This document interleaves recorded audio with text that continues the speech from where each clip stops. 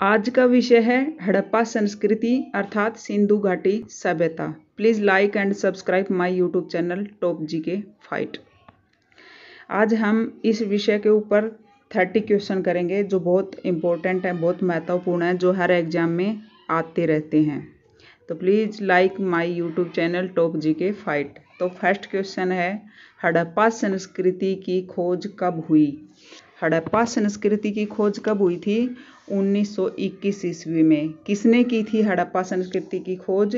दयाराम साहनी ने। और दयाराम साहनी के साथ एक और उत्खनन करता थे जिसका नाम था माधव स्वरूप। आप नोट्स बना लीजिए और लिख लीजिए, बहुत इंपॉर्टेंट क्वेश्चन है, साथ साथ में आपका रिवीजन भी होता रहेगा। एक क्वेश्चन के साथ में हम 2-3 क्वेश्चन कर सकते हैं। दयाराम साहनी के साथ में कौन थे? एक साथ में थे माधव स्वरूप वत्स, लेकिन ज़्यादातर दयाराम साहनी ऑप्शन में आता है। तो हड़प्पा संस्कृति की खोज किसने की थी?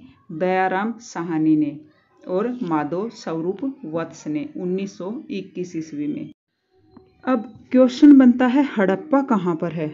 हड़प्पा हमें इतना तो पता है पाकिस्तान में है, लेकिन कई बार क्वेश्चन पूछ लेते हैं कि पाकिस्तान में कौन सी नदी के ऊपर है? तो ये रावी नदी के ऊपर है, और रावी नदी है पाकिस्तान का मोंटगोमरी जिले में। तो हड़प्पा किस नदी के किनारे है? रावी नदी के किनारे है। अब नेक्स्ट क्वेश्चन बनता है, हड़प्पा संस्कृति किस सभ्यता के समकालीन थी? तो हड़प्पा संस्कृति मेसोपोटामिया, मिस्र तथा सुमेरियन सभ्यताओं की समकालीन थी। मेसोपोटामिया सभ्यता में सिंधु घाटी सभ्यता को मेलुहा बोला जाता था। क्या बोला जाता था? मेलुहा, क्योंकि वहाँ पर साक्ष्य मिले हैं। मेसोपोटामिया में सिंधु सभ्यता के साथ व्यापारिक रिश्ते थे, उनके साक्ष्य मिले हैं, और वहाँ इस सभ्यता को मेलुहा बोला जाता था। तो ये वर्ड्स भी पूछ लिया जाता है कि मेसोपोटामिया में सिंधु घाटी सभ्यता का क्या नाम दिया गया था? तो वो था मेलुहा। अब नेक्स्ट क्वेश्चन है क्वेश्चन नंबर 4। हड़प्पा संस्कृति का पूजनीय पशु का नाम क्या था?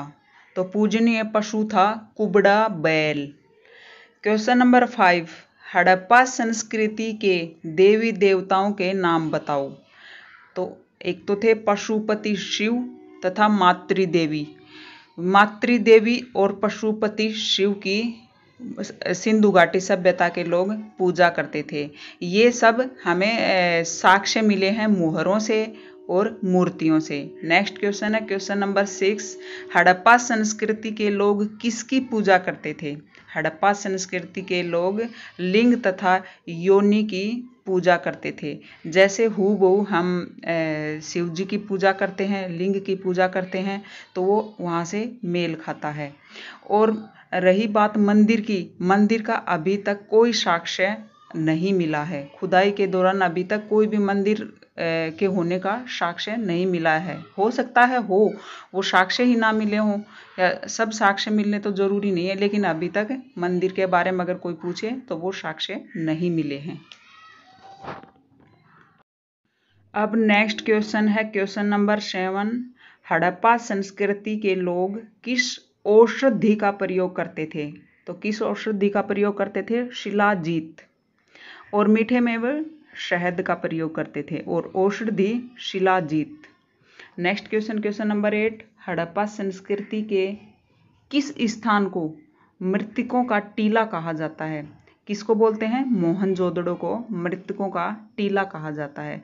और मोहनजोदड़ो की खुदाई कहाँ हुई थी? 1922 ईस्वी में। पाकिस्तान में ही पड़ता है ये मोहनजोदड़ो भी, और राखलदास बनर्जी ने वहाँ खुदाई करी थी, वहाँ उत्खनन करता थे। क्वेश्चन नंबर 9 है, हड़प्पा संस्कृति में सरकारी आय का मुख्य साधन क्या था? इस क्वेश्चन का आंसर है भूमि कर, क्योंकि सिंधु सभ्यता घाटी के लोग कृषि करते थे और उसी कृषि भूमि से कर चुकाते थे। अब नेक्स्ट है क्वेश्चन नंबर 10। हड़प्पा निवासी किन किन वृक्षों की पूजा करते थे? तो यहाँ पर लिखे हुए हैं नीम तथा पीपल, और आप नोट्स बनाते रहो, साथ साथ में लिखते रहो, बहुत फायदेमंद रहता है। नीम तथा पीपल के साथ साथ तुलसी की पूजा भी करते थे। हड़प्पा संस्कृति के लोगों की लिपि कैसी थी? हड़प्पा संस्कृति के लोगों की लिपि चित्रात्मक या भाव चित्रात्मक थी और इस लिपि की ये विशेषता थी कि ये कभी ख़त्म नहीं होती थी। इसकी लाइन जहाँ से ख़त्म हुई वहीं से फिर शुरू हो गई। जैसे हम हिंदी लिखते हैं वैसी बात नहीं है, हिंदी की एक लाइन पूरी करके वापस फिर दूसरी लाइन पे आओ, नहीं, ये जहाँ ख़त्म होगी वहीं से फिर उल्टी लाइन आ जाएगी। जैसे दाएं से बाएं, बाएं से दाएं। हड़प्पा संस्कृति में शासन का स्वरूप कैसा था? राजतंत्रात्मक था। अब नेक्स्ट क्वेश्चन है क्वेश्चन नंबर 13। स्वतंत्रता के पश्चात सबसे ज़्यादा स्थान सिंधु सभ्यता के कहाँ से खोजे गए हैं? तो वो सही आंसर है गुजरात। तो गुजरात के कौन कौन से स्थान खोजे गए हैं स्वतंत्रता के पश्चात? रंगपुर 1953-54 में, लोथल 1955 से 1962 के बीच और धोलावीरा 1990 और 91 के बीच में, गुजरात का कच्छ जिले में। सिंधु सभ्यता के दो मुख्य बंदरगाह थे, लोथल एवं सुतकोदडा। कौन कौन से थे दो बंदरगाह? लोथल एवं सुतकोदडा। अन्नागार सबसे बड़ी इमारत कहाँ पे मिली है, जिसको ग्रेट ग्रेनरी भी बोलते हैं, धन्यागार भी बोलते हैं, ये मिली है मोहनजोदड़ो में। और ग्रेट बाथ जो बड़ा स्नानागार है वो भी मोहनजोदड़ो में मिला है। प्लीज़ आप मेरी वीडियो को लाइक कर दीजिए और आप साथ साथ में नोट्स भी बनाते रहिए जो बहुत फ़ायदेमंद रहेगा। नेक्स्ट क्वेश्चन है क्वेश्चन नंबर 16। अग्निकुंड कहाँ से प्राप्त हुए हैं? लोथल एवं कालीबंगा से प्राप्त हुए हैं। क्या हुए हैं? अग्निकुंड लोथल एवं कालीबंगा से प्राप्त हुए हैं। मोहनजोदड़ो से प्राप्त एक शील पर 3 मुख वाले देवता पशुपतिनाथ की मूर्ति मिली है। उस देवता के चारों ओर कोने से पशु विराजमान हैं। कौन से पशु हैं वो जो मूर्ति के आसपास हैं? हाथी, गेंडा, चीता एवं भैंसा। धान की खेती होने के साक्ष्य कहाँ से मिलते हैं? तो धान की खेती होने का पहला साक्ष्य लोथल एवं रंगपुर से मिलता है और सबसे पहला लोथल से मिलता है। जब स्टार्टिंग में खुदाई हुई तो इतिहासकारों के बीच में ये बात थी कि शायद सिंधुवासी चावल को नहीं जानते थे, लेकिन लोथल से साक्ष्य मिलने के बाद में ये तय हो गया कि नहीं, वे लोग चावल को जानते थे। तो इसलिए धान की खेती होने के साक्ष्य कहाँ से मिलते हैं? सबसे पहले लोथल में, फिर रंगपुर में भी मिल गया। अब नेक्स्ट पेज पर सबसे पहला क्वेश्चन है क्वेश्चन नंबर 19। मेसोपोटामिया के अभिलेखों में कौन सा शब्द सिंधु सभ्यता के लिए वर्णित हुआ है? मेलुहा। क्या बोलते थे मेसोपोटामिया सभ्यता के लोग सिंधु सभ्यता को? मेलुहा। हड़प्पा और मोहनजोदड़ो को एक विस्तृत साम्राज्य की जुड़वा राजधानी किसने कहा है? ये नेक्स्ट क्वेश्चन है। किसने कहा है जुड़वा राजधानी? पिगट ने। ये एक इतिहासकारक हैं और उन्होंने जुड़वा राजधानी बताया है। अब नेक्स्ट क्वेश्चन है क्वेश्चन नंबर 21। स्वास्तिक चिन्ह संभवतः हड़प्पा की देन है। स्वास्तिक चिन्ह से कौन से देवता की पूजा की जाती थी? सूर्य भगवान की, यानी सूर्य देव की पूजा की जाती थी।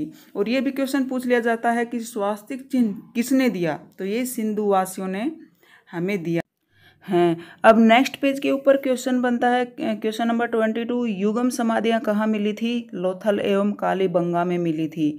Question number 23। सिंधुवासी कौन से वस्त्रों का प्रयोग करते थे? सूती एवं ऊनी वस्त्रों का प्रयोग करते थे। आग में पकी हुई मिट्टी को क्या कहा जाता था? आग में पकी हुई मिट्टी को टेराकोटा कहा जाता था, जिससे मुद्राएं बनती थी। और एक सेलखड़ी थी, सेलखड़ी से क्या बनता था? ज़्यादातर मोहरें बनती थी सेलखड़ी से। अब नेक्स्ट क्वेश्चन है क्वेश्चन नंबर 25। सिंधु सभ्यता में लाजवर्द कहाँ से आयातित होता था? तो लाजवर्द कहाँ से आयातित होता था? मेसोपोटामिया से। और मेसोपोटामिया के अभिलेखों में जो प्रमाण मिले हैं उनके आधार पर सिंधु घाटी सभ्यता को वे लोग मेलुहा बोलते थे। क्या बोलते थे? मेलुहा। अब नेक्स्ट क्वेश्चन है क्वेश्चन नंबर 26। ईरान से क्या क्या मंगाया जाता था? ईरान से सोना, चांदी, टिन और सीसा मंगाया जाता था। Question number 27। तांबा कहाँ से आयातित होता था? तांबा खेतड़ी, बलूचिस्तान, ओमान। आज भी खेतड़ी में तांबा बहुत है। अब नेक्स्ट क्वेश्चन है क्वेश्चन नंबर 28। सिंधु घाटी सभ्यता के कौन कौन से पुरास्थल हैं जो पाकिस्तान में हैं? ये क्वेश्चन इंपॉर्टेंट है और ये हरियाणा के एस्टेट में एक बार आया भी था। तो ये हैं हड़प्पा, मोहनजोदड़ो, कोटदीजी, चंदहुदड़ो, सुतकांगेडोर। हड़प्पा मोहनजोदड़ो को पिगट ने जुड़वा राजधानी बोला है। क्या बोला है? पिगट ने जुड़वा राजधानी बोला है। और मोहनजोदड़ो के अंदर ग्रेट ग्रेनरी यानी कि धान्यागार, बड़ा स्नानागार ये मिले हैं। और हड़प्पा की सबसे पहले खुदाई हुई थी, तो इस कारण इसका नाम हड़प्पा सभ्यता या हड़प्पा संस्कृति भी बोल देते हैं।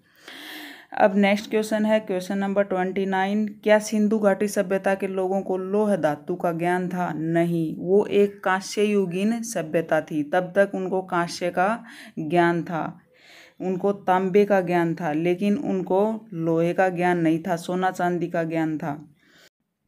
अब इस वीडियो का नेक्स्ट और अंतिम क्वेश्चन है क्वेश्चन नंबर 30। राखलदास बनर्जी कौन से पुरा स्थल के उत्खनन करता थे? वो थे मोहनजोदड़ो के। उन्होंने 1922 में वहाँ पर उत्खनन किया था। प्लीज़ मेरी वीडियो को लाइक कीजिए, सब्सक्राइब कीजिए और वीडियो पूरा देखने के लिए बहुत बहुत धन्यवाद। आप कमेंट कर सकते हैं अगर आपको वीडियो अच्छी लगी तो।